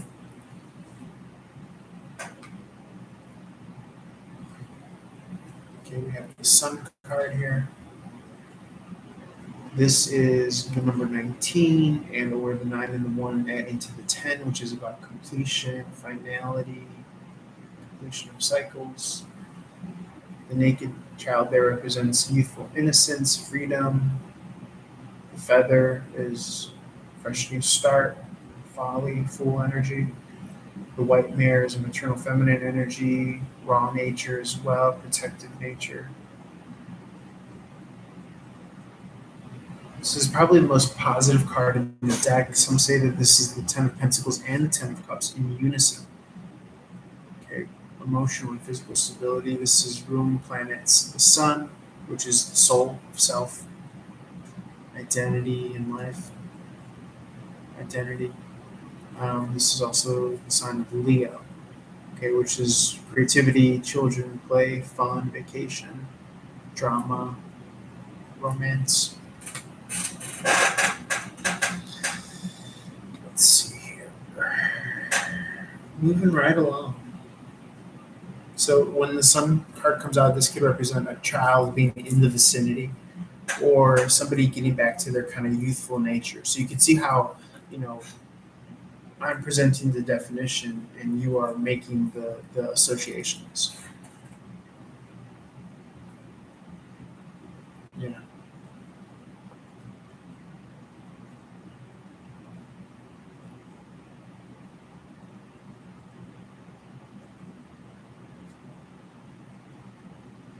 Okay, you have the devil card here. This is Saturn. This is restraint, constraint. This is 10th house Capricorn. This is infamy. This is being able to free yourself easily, but you might be caught to this chain or the web because of the ego, right? The chains are loose enough for this individual to free themselves. Okay, this is again the inverse of what we see in the Lover's card, which is the embodiment of real love is free choice of these two souls choosing to be with each other. This is rather being with each other out of obligation, stuckedness, maybe money, the wrong reasons. The pentagram in the reverse represents material matter superseding the soul, right? The pentacle in the upright represents the soul or good spirit, a good spirited nature superseding the physical, which is what our journey is as spiritual beings.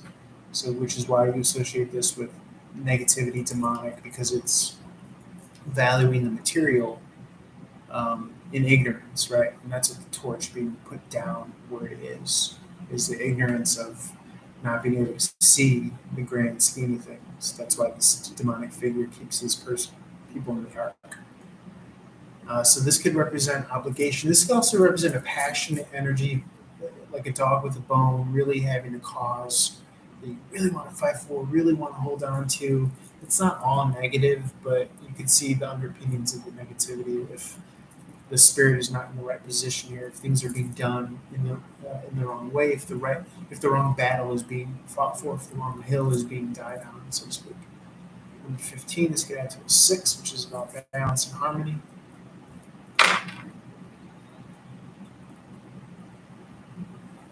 And again, you may pick up your own interpretations of what this is. You know, things might come to you because essentially we're energetically imprinting on the cards, like muscle memory. Okay, you have the justice here. Also, the devil in the reverse can be coming out of toxicity or negativity. The sun card in the reverse, to me, I read any way the sun card comes out, I read as positive. This is like a joyous, jubilant external expression. This is more so like I'm cozy within myself, comfortable within myself, satisfied, content. All right. I don't read the sun card as a negative in any way that it comes out. Sometimes you'll get the Empress and then the baby coming out in reverse, and that's like literally childbirth. Okay, this is the Justice card. This is Zodiac Libra, ruling planet Venus, technically, the counterpart of Taurus. And this is the relationship based side of Venus that has to do with people, humanitarian connections, relationships with people as opposed to material or finances or, transferable wealth, things like that. This is more so just focused on people and relationships. With other kind of like sentient souls. So your pets, maybe. Scales of justice and balance. This is objectiveness, fairness. The sword is intellect, reason, very much so. Energies of Libra, the cardinal air sign. This is the arbiter, the authority to rule over justice. Some say that the scale contains the heart and the mind. You're weighing between the heart and the mind. I think in ancient Kemet religions, Egyptian religions, it's the feather and the heart. Your feather has to be lighter than the heart. Your heart has to be lighter than the feather, which is a good reminder to be lighthearted, to open your heart, let go of things that you may have been harboring. Heart-bearing, lightheartedness manifests the day, manifests the way. This could be legal system, quite literally, legal proceedings, law offices, billing clerks, things of that nature, if in the context. Again, it's powered by the number 11.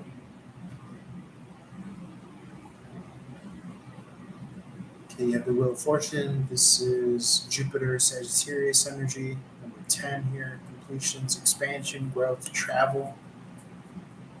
airplane travel, long distance. In each corner are the fixed signs. There's that Sphinx that we spoke to earlier, this time with the sword as well, in hand, not unlike the sword of justice that we just saw here. Sword of truth, clarity. So the swords represent communication, intellect, reason, divine communication as well. So these are the fixed signs, right? This is Leo the lion, which is the fixed fire. This is Taurus, earth, fixed earth. This is the eagle or Scorpio, fixed water. This is when the snake or the scorpion evolves into the eagle. That's the Kundalini story where you're transferring raw serpent energies up into the higher expansive angelic energies. And this is the energy of Aquarius as well, fixed air sign. This is the cosmic human journey, the cosmic serpent, raising the Kundalini from the base of your root chakra, the base of your spine, up to the pineal gland, and accessing your spiritual abilities. So our spiritual journey, our human journey, is to transform from the snake, aka the Scorpio, is another scorpion, is another sign here. You notice it's not a scorpion, it's an eagle, because it represents a transformation from that low belly beast to the higher evolved. And that's all of our transformations as we go through life. And these are the signs of the Torah, aka the tarot, depending on how you read it. If you read it from rise, it's tarot. If you read it in reverse, it's the Torah. So that speaks to the connection between the tarot and the Torah and numerology and all of these crossover symbolisms that you can keep on diving into. Obviously, this is a devilish being, serpent being we spoke to. If you're on the downward evolution or you're on the upward evolution. This is Virgo, the head of Virgo season. Body of the lion, Leo season. So featuring your kind of twist. Another kind of symbol of the beastly moving to the heavenly or the earthly or the personhood. And then the wings here.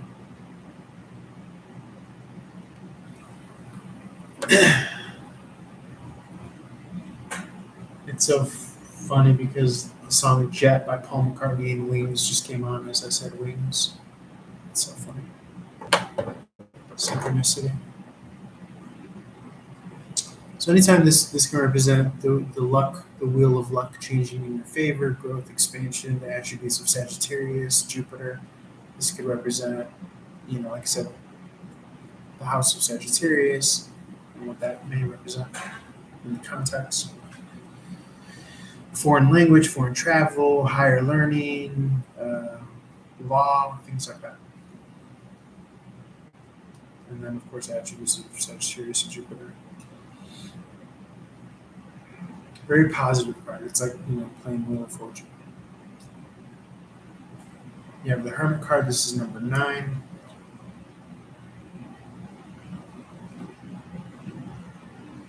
Maybe you can play with it and reduce it to a 2 if you add the X and the 1 to 11.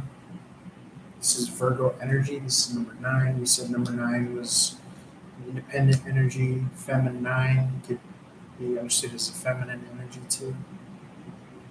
Excuse me, we said it was an independent energy. I think I said that. I'm not sure. But I thought I did. Maybe I did. Number 9 is first and foremost, I would say, an independent energy, but then also it could be interpreted as a feminine energy. Feminine, right? Feminine. Number 9. The word 9 is in the word feminine. This is seeking outside of yourself, but the ability to do so because you found the light within yourself. And this is, some argue that this is the magician in old age, seeking outside of himself with his prowess and his powers and his abilities. The confusion is that sometimes it could say that the hermit is like a hermit crab, like always stays home, but this is contrary. This is seeking outside of himself. In the inverted, it could be staying more so recluse, home, all that stuff. In the inverted, the Wheel of Fortune can be stuck, stagnant, not moving, your luck isn't changing, and then you would look and see why is that happening. The justice in the reverse could be injustice, imbalance of prioritizing relationships. The hangman in the reverse could be freed up energy, coming out of a period of stagnation as well. The death card here, number 13, you can add it to the 4 in numerology. The 1 and 3 add to the 4. This is Scorpio energy powered by Mars or Pluto. This can represent literal death, but typically it represents spiritual death, or ego death, I should say, ego death, or the ending of one cycle for the beginning of the other.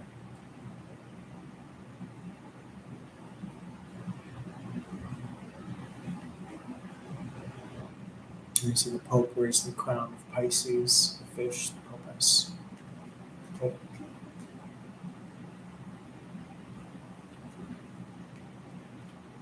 And you'll see how Death card kind of has shades of the Knight of Cups here, which we'll talk about when we speak to the Minor Arcana. Let's see.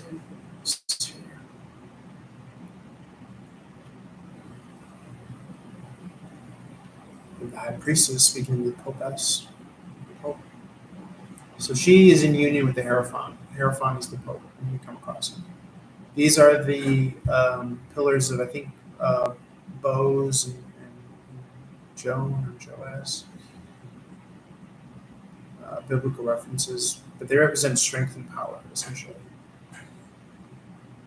Excuse me. She has the script in her hand that reads Torah or Terra. You have the crescent moon, which is intuitive prowess, emotional prowess, often depicted as Pisces. Could be Scorpio, Cancer, but some can argue. Actually, the pillars represent Cancerian and Capricorn, I believe. So you can interpret her as Pisces, Cancerian,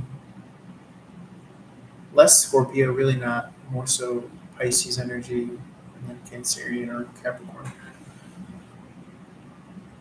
Yeah, she's intuition, wisdom, non-editorializing, so she's like the mysterious one, quiet, doesn't really do a lot of chitter chatter, just sits in her inner knowing. And that may be one approach that you would want to take in how you approach reading, right? Learning how to be very still and quiet. Answering from the stillness as opposed to like if your mind wants to say like no or answer a question like yes really quick or like I bet he does or I bet she doesn't, and like sometimes you have to differentiate between like, is that your mind answering or your heart or the tarot or both. So I would kind of avoid knee-jerk answers or reactions if possible while you're reading for others. This is her counterpart, the Pope. The Hierophant, number 5. 5 is a creative conflict. It's conflict for the sake of creation and newness. The 2 above her is the duality at the top of the card. Strength and power. So you have the keys of knowledge and wisdom. There's his shoes, his slippers. Pretty sure this is rooted in historical as well. I think that's a particular like Church of Latter-day Saints or something, Byzantine or like this.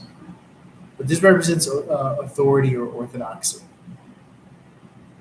Okay, the keys of knowledge or wisdom maybe being hidden or esoteric or having to be initiated in order to be integrated, having to be learned slowly but surely.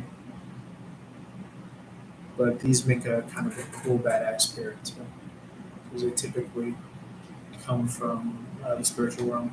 The Hierophant can get a bad rap as far as being corrupted, I would think, as we've seen in the patriarchal historical play of our lives. But that doesn't necessarily mean that she's an angel. It's just kind of strong force, weak force.